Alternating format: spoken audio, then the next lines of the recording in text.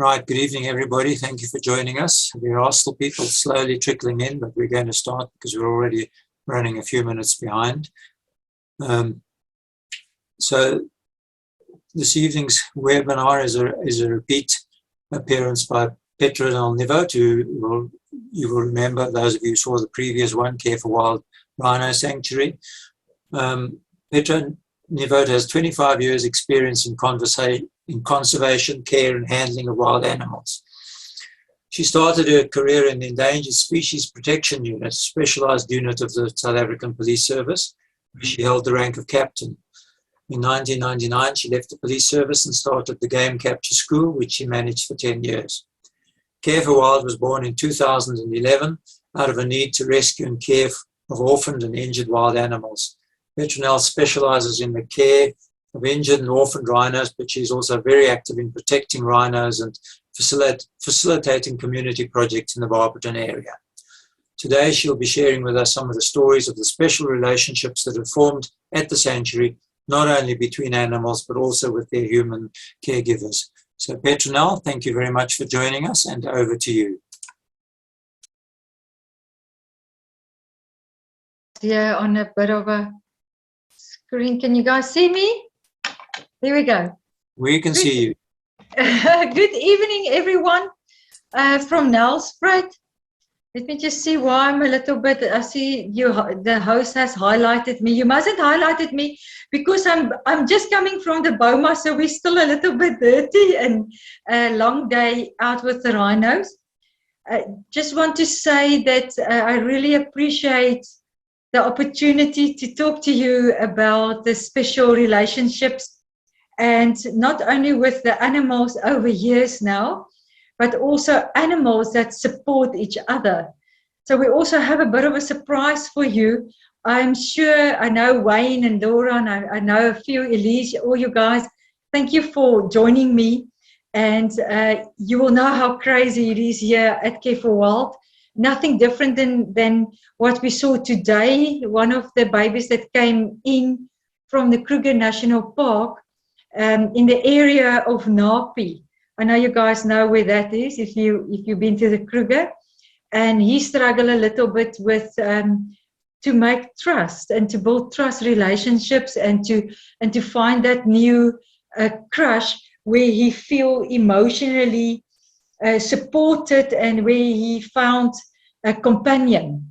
So I've learned through the years how important it is for rhinos especially to be put together in a crush and to find emotional support as quick as possible and companionship, because they're very sociable animals. And firsthand today, we experience again where an animal just missed that mom and the bond of the crush so much that sometimes they just go into a depression. So if you don't mind, I quickly want to share something with you guys. I want to talk about a beautiful relationship between a rhino and also a little zebra. Why I choose this is not only because it's absolutely magic and made in heaven, and but also it's everything that we know about the emotional support that we as humans need, the respect, the trust that we as humans need in relationships. So I'm going to show you guys how it's tiny and small, because I know all of us love the Kruger, and I just thought to share a little bit of the rescue of Daisy with you. She was a complete neonatal little baby. So give us a second, and then we're going to share the screen, and then I'll be back again. I have Rachel here to help me.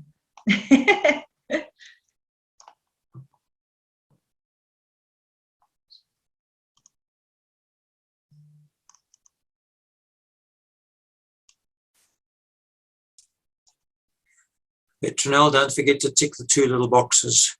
Yeah, That's perfect.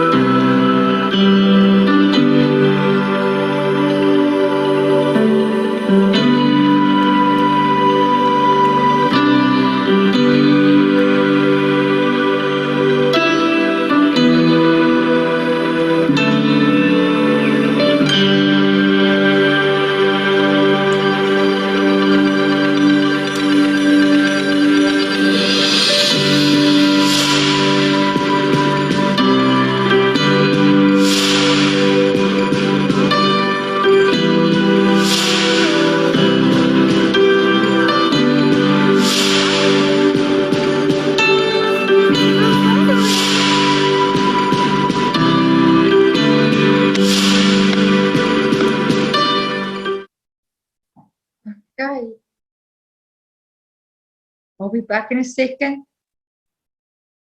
We just don't know how.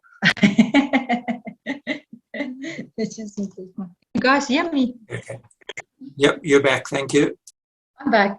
So that was just a little bit behind the scenes here at Care for World.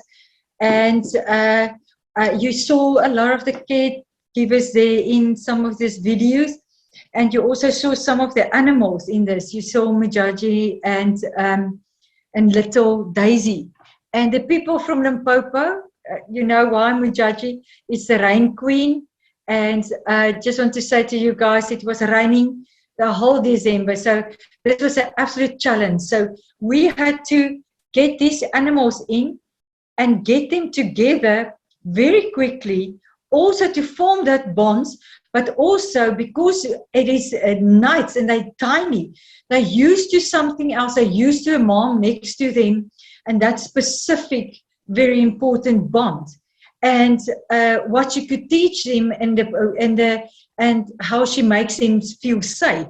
So we can't always be in that role because we haven't only received one rhino, like you guys know.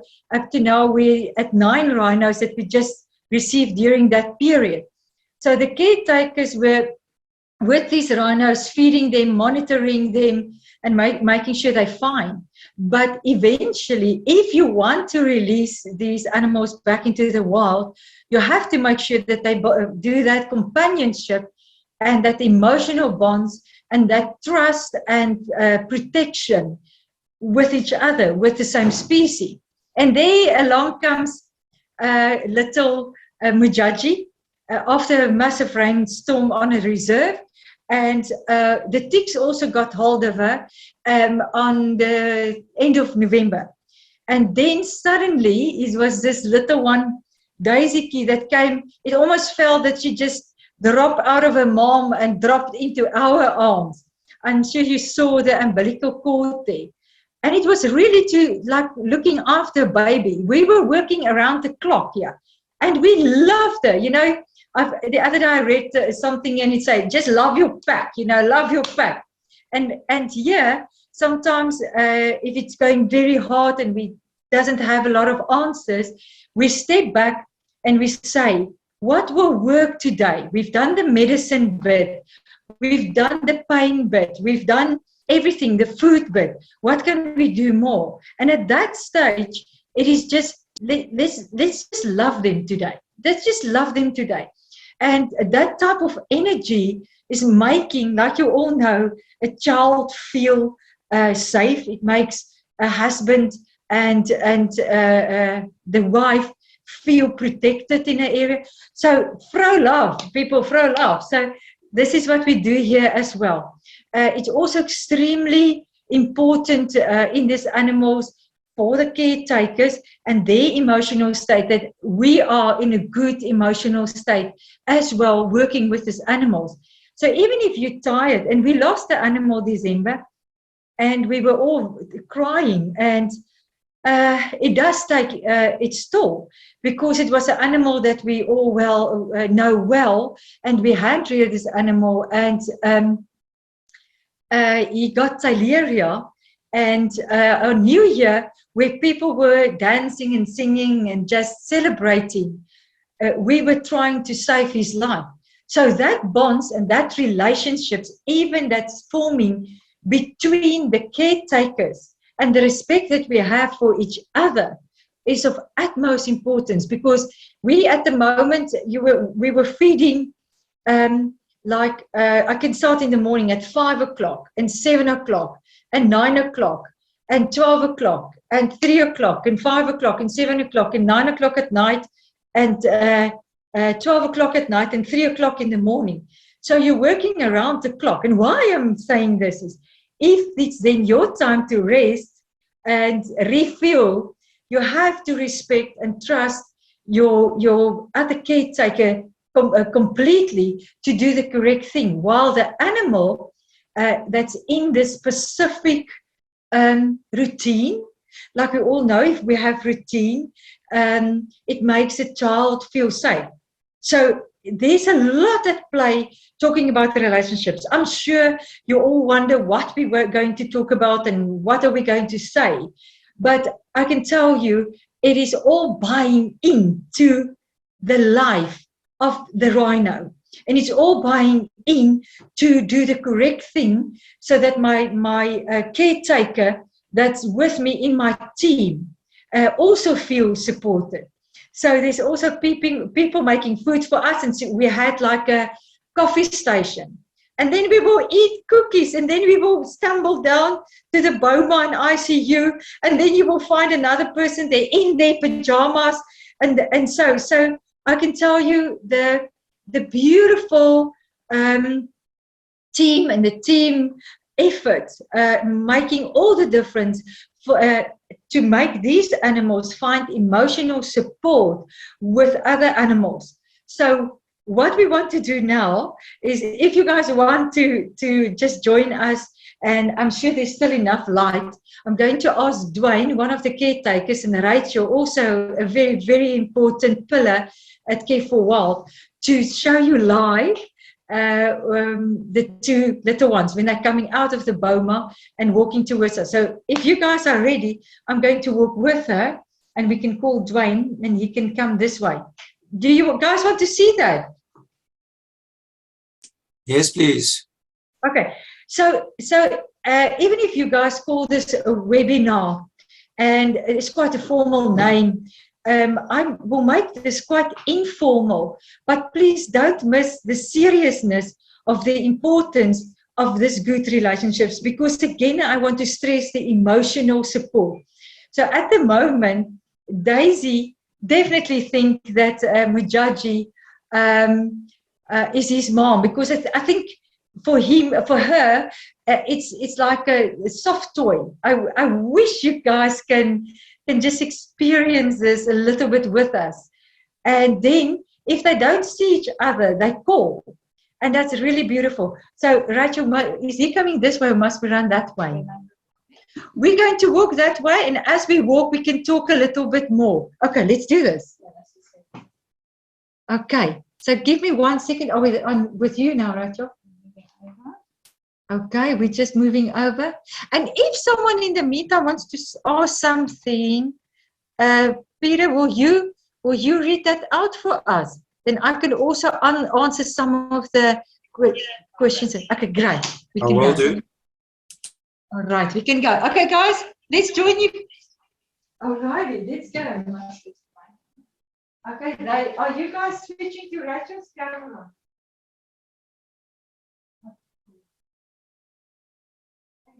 Yep, here. Okay, is Dwayne there? Yeah, he's up there. Dwayne, you can open. I'm shouting a little bit. It's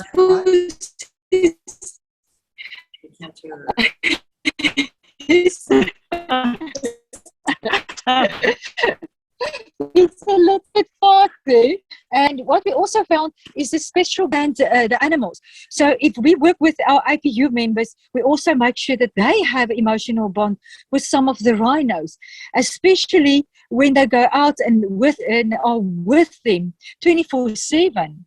Then we also have these relationships where the dog handler is with his dog all the time, and the horse mounted unit, the horse handler, is with the horse. So I know it's a little bit different than your hard APU, military way, but we found that we're putting these animals and people together.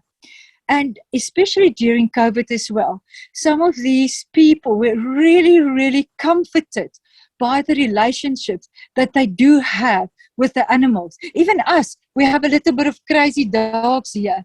And it's also helping the rhinos to know the dogs and know the horses as we go through these. Right, so let's walk a little bit. They're coming. If we stand over here, we can maybe see them in the background already. Do you guys have questions? Can they see them? Can we go a little bit nearer? And it's funny. Also, purpose. Raju, come, let's show them Mujaji. Oh. You guys see Mujaji here?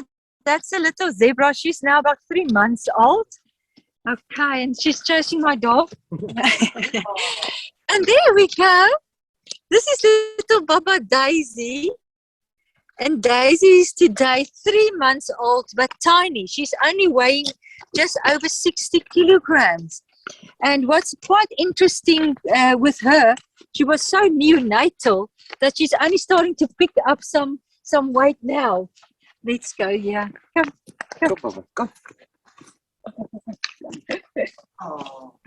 Daisy. And that's little So that you can clearly see even the dogs in the back as well, and them coming out late at night. So something else that Majaji is helping, the zebra is helping Daisy with, is to teach her to like you guys can see, graze. So sometimes these companion animals or animals with these type of emotional relationships also help the other animal to graze or browse or to become the real wild animal they're supposed to be, because we can't graze so well. Rachel, can you graze? I try. I try sometimes. So you can clearly see them going into that specific way of just eating together in their little crush. So later on we will introduce Daisy with other rhinos, but for now she's just too small. But let's see if she wants to go down a bit. Come, Baba. Come, Majaji. Come, Daisy, come.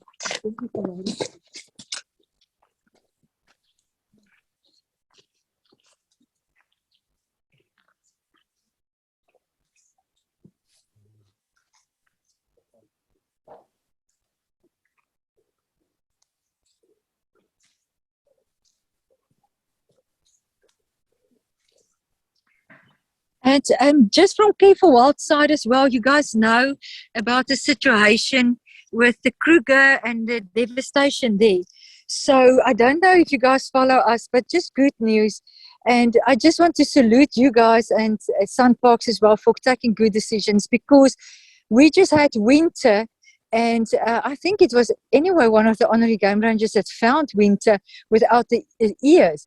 And she got a baby now. And you know, those decisions was taken 7 years ago of having also this relationship with Careful Wild and see what we can do. Can we save rhinos? Can we save these orphans? Will the orphans breed one day again? Yes, it's proven now that the orphans are breeding and are doing well and have their own babies now. So the people as well, Timby and Olive is also pregnant. Oh, there's Majaji going. She's sliding down this. And what good news to have River that was found near Tsukwan, and then and little Winter that was found near, you know, I think it's Fish River up there in the north. And she's coming from there. There we go. Look at them. Okay, I think we can go back to my laptop, and then we can talk a little bit more. You can hear eating. Can you hear eating? She didn't eat for 2 months. She was just drinking milk. So we're very glad she ate the first rhino pellet today. And so we are very glad that they developed into these type of animals that we can release back into the wild. Rachel, now we're going to run back. The horn, yeah. Yeah, do you guys want to see the horn? Yeah. Let me show Rachel got a good idea here. You see, there's no horn here. It's just starting to grow a little bit, and there's no back horn. So she looks like a real little thing out of an egg. And she really needed that mom. Look at the feet.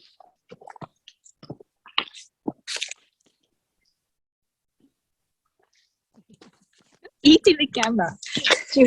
She wants to eat the camera.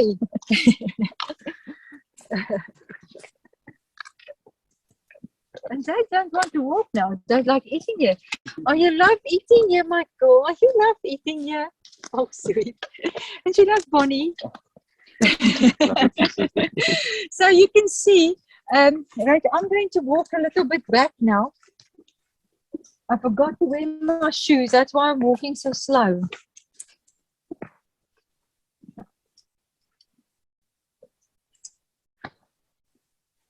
There's the caretaker. Yeah, and now they're going to run down here. Right, I'm going to leave you here and then I'll run to that corner. Okay. Don't realize we're done there. Come, Daisy. Daisy.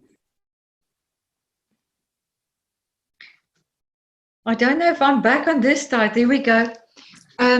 You're back. I'm back. So that was just a little bit of some of the relationships that I wanted to show you guys. And like I say, on here, Kieferwald, it's absolutely of utmost importance, the relationships between the dog handler and the dog. Because remember, we're spending hours with these animals. We're spending days with these animals.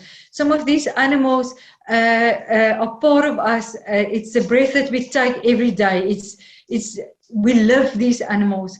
So without understanding, having a deep understanding of the importance of the support systems and what it means for two animals to found that emotional support, we won't be able to do this at all.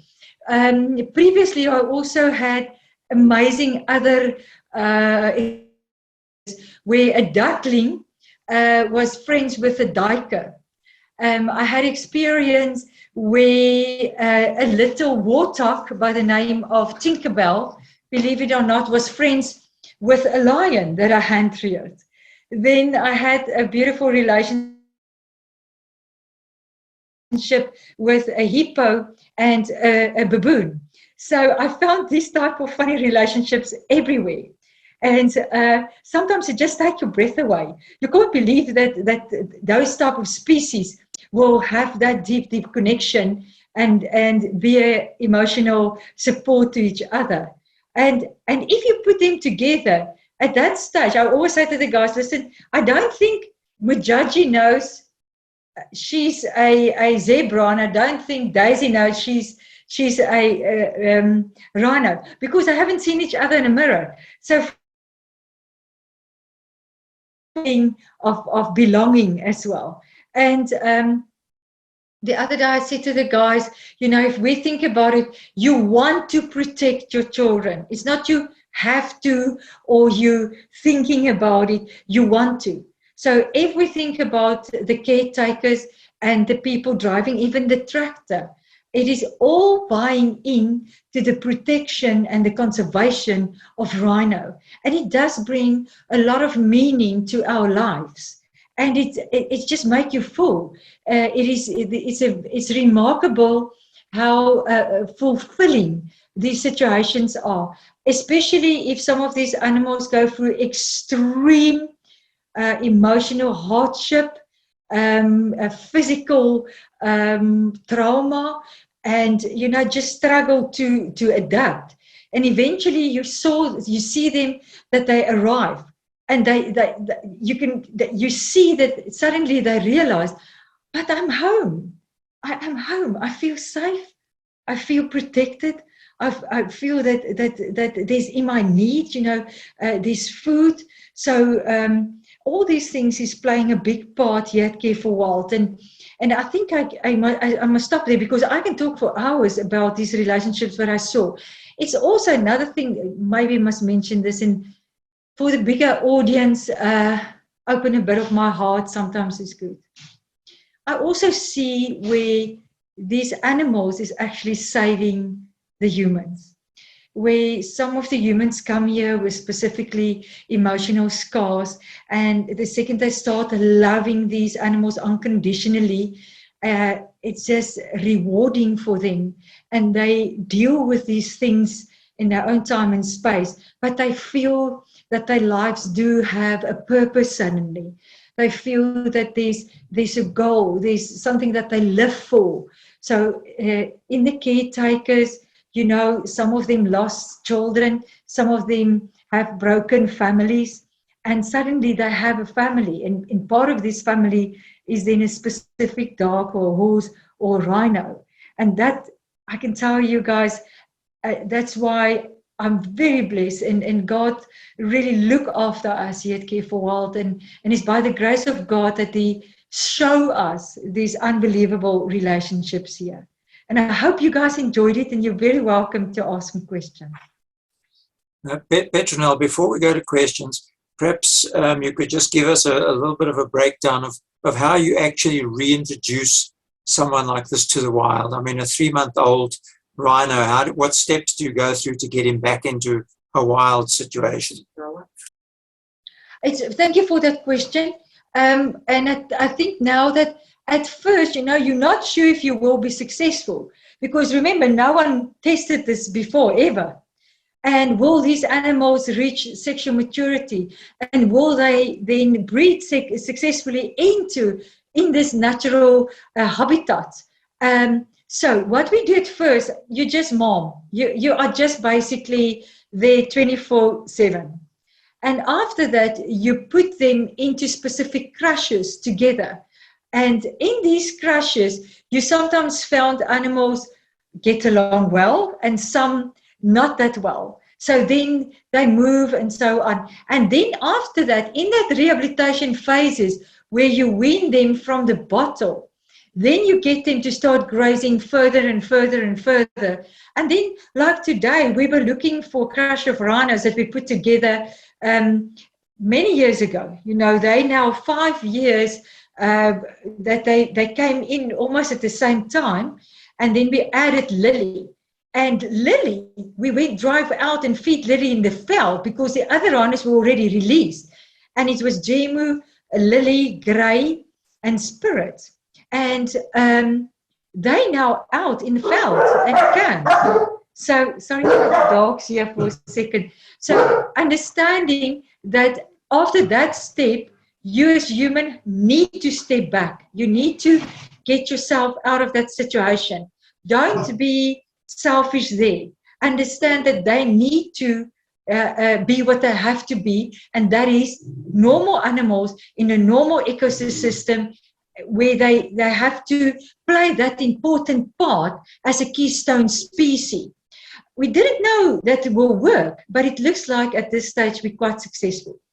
We also added big rhinos that was in big trouble, like some of you guys know from Songimbelu in Mpumalanga, as well as Matet, as well as some in the Greater Kruger that was older.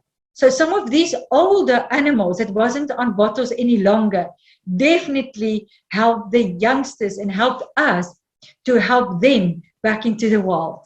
I hope that answers the question. That was great, thank you. I have got some questions for you. There are also a couple of people who've asked how they can help or whatever. I think the best is they go look at your Facebook page and contact you via that is probably the best way for people that want to know how they can help. Am I right? Absolutely. It's just, and also follow, it's Care for Wild, and on Facebook, most definitely. And we also post everything that happens here. We try and post on Facebook as well, because like I said, it's beautiful if a village rear a child. And I see all of you guys, the honorary game rangers, that's playing such a massively important part in the parks as part of who we are. And that's absolutely the truth. And please, we're proud of what you do. And we just do a small bit and help this side as well. But if you look at all the hard work that you put into these type of things, really thank you for that. And just something else as well that I also want to just stress at this stage. We have other followers, we have sponsors, but eventually we have family. And that's why I say suddenly Care for Wild and the rhinos here belongs to a bigger community that found the common goal here in saving rhinos and doing rhino conservation. And I know there's some of the listeners like Wayne, you and your family here as well. So all over the provinces and in South Africa, there's people doing magnificent work. And I honor you and I salute all of you out there. Thank you for that. Right, let's get to some questions. A question from Marty Jasper. How many liters of milk do baby rhinos drink in a day? And I'd be interested in their weights as they get older, say 3 months, 6 months, 1 year. We're putting charts together, so that's a massively long discussion. So if we think of the weight of an animal, we normally feed 10% of the weight of an animal. So if we think about Daisy at the moment, she's weighing about 60 kilograms. She drinks about 6 liters of milk in a day. So they drink between 10 and 15% of their body weight in a day. But as they grow older, we also give them solids. So you don't keep on with milk and never ending, you know, they wean only at 18 months. But from about 3 months old, 2 months old, they're starting to mimic mom and start eating. At about 5 months old, they're eating properly. 8 months old, they're eating, you know, teff, lucerne, pellets, rice in the veld, and drink milk. So the weight is a weight chart, and that goes, you know, from 40 kilograms, let's say 60 kilograms, to eventually Milan and them at a ton, but not drinking milk anymore. And then some of the animals in the veld, you know, up to 1.8 ton to 2 tons. So it's a complete chart that we link a weight with a baby. If the baby was very compromised, lots of wounds, really struggle, we will understand. It's understandable that they then actually weighing less and they're smaller than they would have been if they were with mom. We saw it clearly now with Winter hand rearing her own baby. Oh, that is wonderful. Rhino's baby must be with their moms. I just see it now, and it's, guys, it's wonderful. We have to protect them so that the babies can stay with their moms. It's great to see them. But what I wanted to get to is little Blizzy is already the same height as, and she's going 3 weeks now, the same as Daisy that's going 3 months. I don't know if that answers your question. I think that was a great answer. Let's move on to the next question. A question from Michelle Suzman. First of all, a compliment, amazing. Thank you very much. And she asks, have you ever had any contact with the people that made the movie Strip? Yes, I did. They did a lot of work in the Kruger, and a little bit out of one of those sequences is when they saved Lofo, the rhino.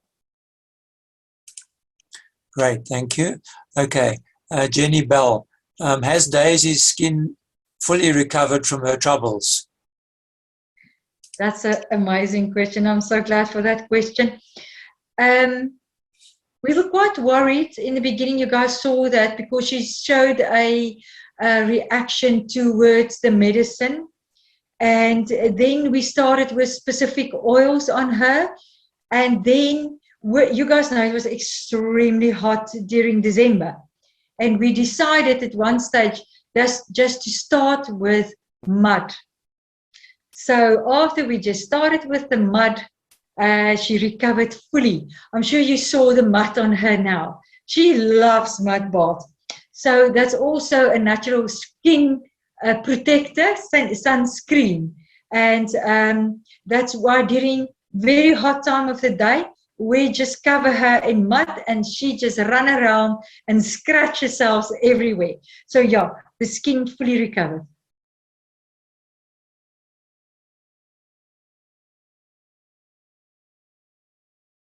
Peter, are you still there? Hello. Sorry. Another question from Michelle Sussman. Do you use surrogate rhino mothers? there's two different things with surrogates. I've never seen another rhino. I've never seen a baby that came in ever in my life at any place drink from another rhino mom. I've never seen it.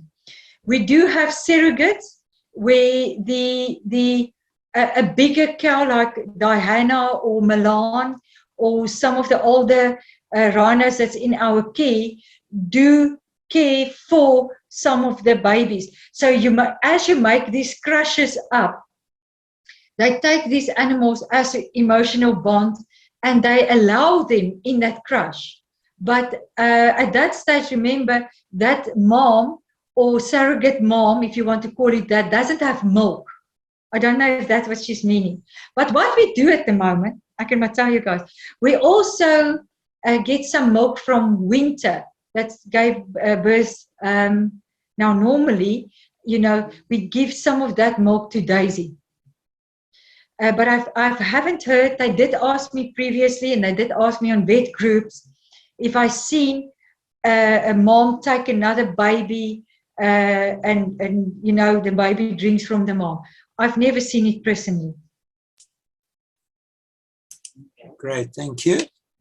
I think that looks like that's all the questions. So if you want to talk for another few minutes, you're welcome to. But that's been wonderful so far. And I think everybody's heartstrings were plucked by your footage outside. It really was a wonderful idea, and thank you for that.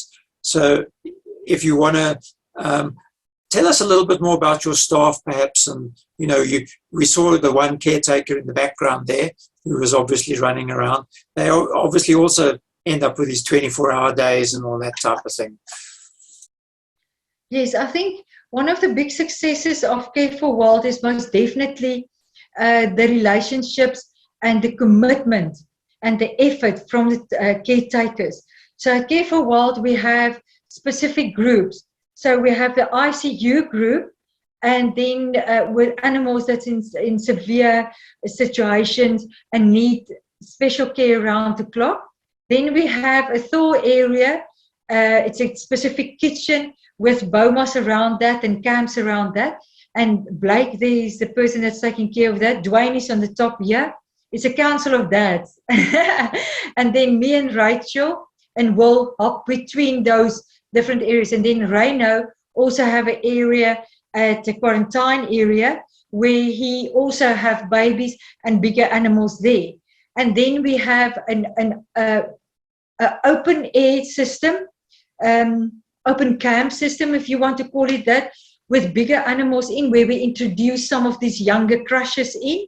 And then we have a reserve area, and then we have a complete area where we don't even go to visit these animals. We monitor them with cameras, and we monitor them with proper Rhino monitors. That's more APU members. So in all these phases, there's people involved, and there's committed people involved. So Rhino conservation, guys, is not, like some of you guys have hand-reared antelope or birds of prey.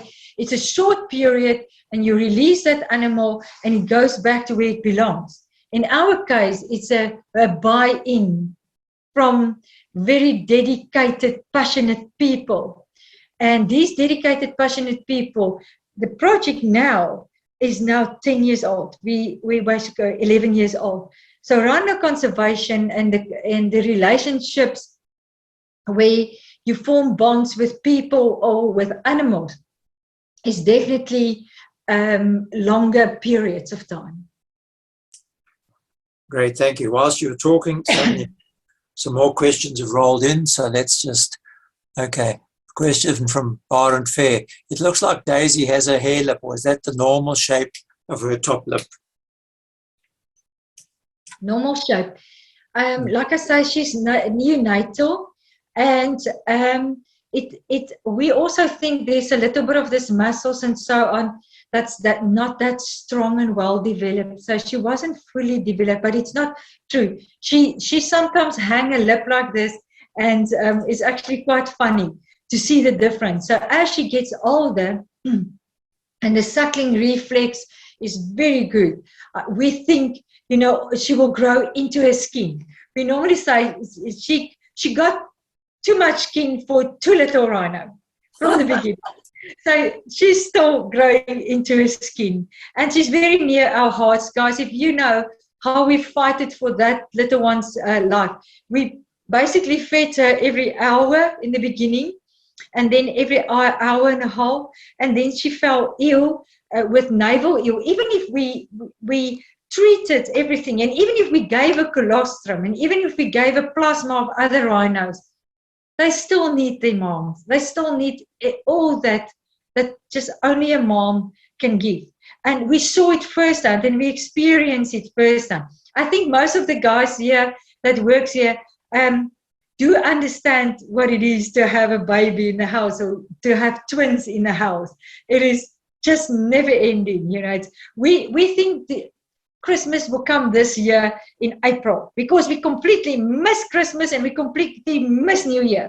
So it is very dedicated. So again, coming back to Daisy, the dedication is remarkable of some of these people. I have the utmost respect for someone that will week after week, day after day, hour after hour, week after week, month after month, commit to just one little baby. When they came in, Mujaji, Daisy, Akwazi, all these guys, we say, listen guys, just give her a day. Let's fight for her life for a day. She made a day. Let's fight for her life for the next 48 hours, 72 hours. Guys, let's just go for 5 days. Let's just go for 7 days. She was still with us. Guys, okay, let's get to 10 days. I've never seen a team as committed as a team at Care for Wild. I sometimes sit in awe and go on my knees and just pray for them because it must also be very hard for them. And if you guys sometimes don't know what to do and how to help us, just send good positive energy and just pray and say, guys, just get guys there. Give them extra hours in the day. Please give them McFlurries from McDonald's and give them extra hours to just also talk to their families. Dwayne's mom even came to help. One of the operational people, Mark's wife and his daughter came to help.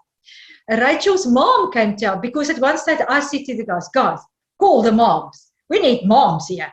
We need that, guys, moms know what to do. And it was good for the people to have their moms here over Christmas as well. I'm just sharing a little bit of the heart at Care for Wild for you, to you guys, so that you just see, because a lot of the time you don't see everything on social media, and you guys feel like family. You're the honorary game rangers. You do honorable work, and you just feel the right thing to do is to share with you. Thank you for that. Your passion certainly shines through there. And I think that brings up the next question from Heinrich. How do you deal with the emotional letting go when you release them back into the wild? Personally, I love it. It's done. If you've done what you're supposed to do, why do you want to be so selfish to hang on to the next step or to hang on to the previous step and not let them go to the next step? So I think it's a blessing that emotionally I can set them up to fly out of the nest, and with a very dedicated team to say, guys, it's done. And can I tell you a secret? And it's a very important point that I'm making here. They're ready to go. Sometimes they're like, hey, don't be in my way. I need to go. I need to do other stuff. I need to get a car. I need to get to another place. So be that vehicle, but don't be the emotional hold up. But because that's not adult for me in this whole situation. We rescue them so that we can properly rehabilitate them, so that we can successfully release them, that they have to do what they're supposed to do. And I hope that sums it up. I think that was a very good answer to that question. Great one, thank you. Right, Marty Jasper says, tell us a little bit more about Majaji. How old before she can be released, or is that going to be possible? Yes. On the farm, she's also now just over 3 months old and very cheeky, like a zebra cheeky. She's sassy and sweet and naughty. And yes, there is a successful release plan for her as well. So as soon as we move down to the Boma, they're at the moment in ICU, we will start stepping back and she wants to graze. You guys saw that. She's like ready to go already. So she wants to graze. So there's bigger cam systems where it's normal felt, where we will put her in. And then then there's another step, also bigger and more open, so that there's a softer release and then a bigger area and then a bigger area, so that the Rhino monitors can also monitor her. Previously, people also gave us a more tamed herd of zebra, and they are in the reserve at the moment. So the big plan is to see if we can then integrate her in there. But as we all know, if there's also a male that's quite aggressive, he might kill her. So we will first have to see how the adoption phase will go, if they will adopt her. So we won't put her just together one day and say and hope for the best. We will definitely walk her in and see how she goes. So we will walk these animals a lot so that they also get used to the veld and going out. There's a lot of work to rehabilitating wild animals, obviously, that most of us don't know about. Okay, a quick question. How did Daisy come into your care? You mentioned something about Limpopo. Well, it was only, the Limpopo thing was only her name. Mujaji was the rain queen, and it is a aloe, in Limpopo. And I grew up in Limpopo. Okay. So Right. Mujaji came from a reserve nearby. So Mujaji came from a reserve nearby, neighboring reserve, where two things happened. At one stage, it didn't stop raining. It was just raining and raining and raining. And the other thing, with the heat and with the rain, there was also a massive challenge with all of the ticks, the external parasites.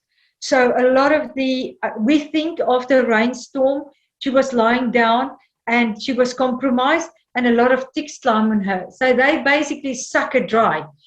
So when the guys brought her in to us, she couldn't stand at all. So what we did was we immediately started to handle the tick load, but there wasn't a lot of red blood cells left. So we got veterinary help in, and we darted another rhino, another zebra, and we took blood from the zebra and we gave that blood to Mujaji. And guys, within minutes and hours, she was up and standing, and till today, no problems at all. That's wonderful. That's wonderful to hear that. A quick question from Richard Sheenhan. How do you milk a rhino?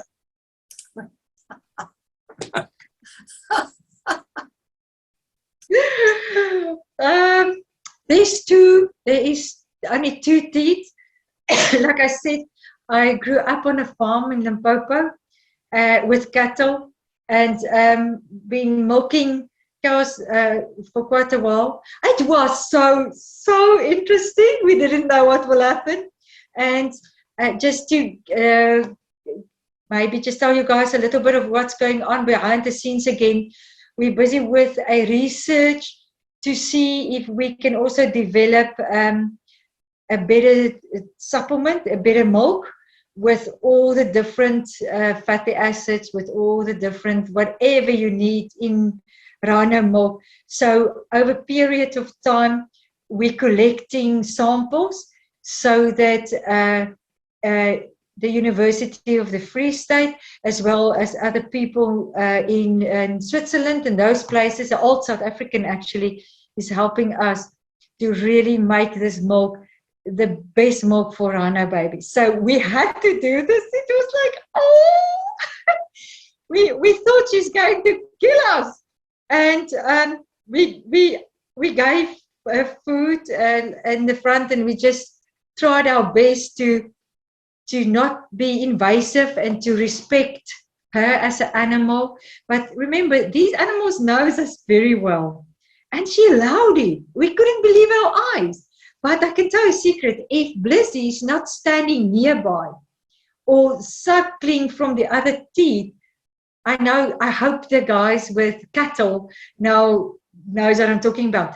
The milk doesn't come in the teeth. She doesn't give us milk. So Blissy must be there and suckling. Otherwise, Winter's not giving us milk. Yeah. Wonderful. Right, one last question, and then we'll round off. But what I will do is I will send you the Q&A file and the chat file so that you can see all the comments that have come through. So, Michelle Suzman, have you ever done outreach to schools to educate our children for the future? Yes, we do have a very good program, the Junior Ranger, where we are bringing children in from the community nearby Care for Wealth. We do have then specific programs that we go through a year with a specific group.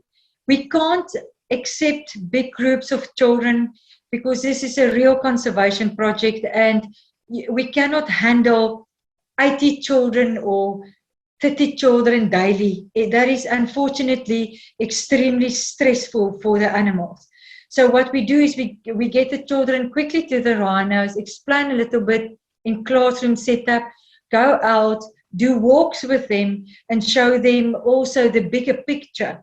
So the outreach is a very well-oiled outreach to communities nearby, because we have to have soft fences with our communities. They have to believe that we're saving rhinos to save people, to save the future. So, ma'am, I completely agree with you, and we do have those programs in place. Great, Petronella, that was wonderful. I'm going to email you the Q&A file and the chat file in the next day or so that you can read through it and see what wonderful comments people have made about this talk. Absolutely. It really was a little bit of an eye-opener to us, and of course most of us will never see a 3-month-old rhino running around in our front garden, so it's quite a thing to see. So thank you very much for that. And from the Honorary Rangers, once again, thank you for your time and all this wonderful work that you do. I think that you're going to find a few people offering to come and give a hand every now and again. So from us, thank you very, very much. And hopefully sometime in the future we'll have you on for a third time. You'll become our most popular webinar presenter. You know what I think? And next time I might take you to the veld and just do a Zoom from the veld. Yeah.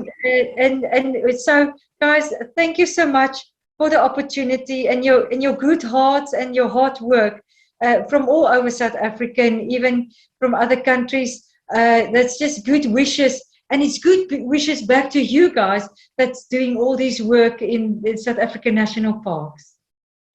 Thank you very much. And from us, thank you. Yes, you have been viewed from all over the world. You've definitely been viewed from the UK and various places like that. So from us, thank you very much. So now you can see on screen that our next webinar is slightly different. It's going to be all about Golden Gate Highlands National Park. It's going to be presented by Paddy Gordon, who is the manager of the park. Yeah. Just as Petronella, as you are dedicated to your rhinos and your animals, he is dedicated to this park. He is really enthusiastic about it. So for those of you who are around on the 23rd, please watch. You'll find out that this is not a park that you just drive in one side and out the other. It's actually a really, really interesting park. So please join us on the 23rd for that webinar.